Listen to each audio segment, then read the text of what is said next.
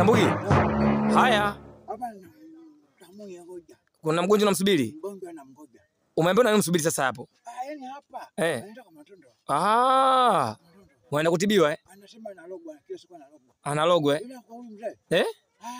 Kwa hiyo anapata kinga hapo. Anapata kinga. Tunampataje sasa mzee Mandondo sisi? Sisi ambao tuko mbali. Anapata simu.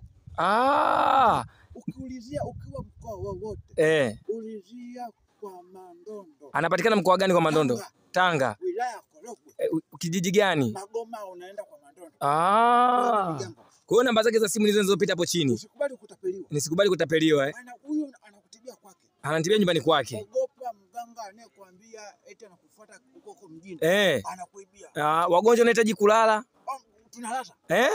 Kuna kila kitu, kuna vyumba, kuna kila kitu. Kuhusu maji mpaka hela za kigeni tutachange hapa. Kila kitu. Kuna kila kitu. Huyu ni tuseme ni topu. Kituo kimesajiliwa kwa usajili wa kiserikali. Serikali inamtambua. Tunajiamini kabisa. Kwa hiyo Mandondo sisi tunampata kirahisi kabisa Sambuki. Namba zake ni hizi hapa. Na hizo zinapita unaweza kwenye kioo.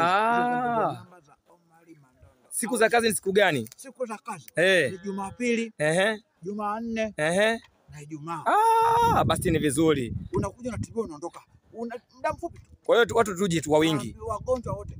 Wale wagonjwa wa akili changanyikiwa. Kama amelogwa, mwambie aende kwa Mandondo. Hamna shida baba yangu. Kama amezulumiwa, mwambie aende kwa Mandondo. Hamna shida baba. Kama anataka kinga na familia yake, mwambie aende kwa Mandondo. Hamna shida baba. Atakayemua kwa kumloga ni Mungu. Ni Mungu peke yake. Hamna shida baba.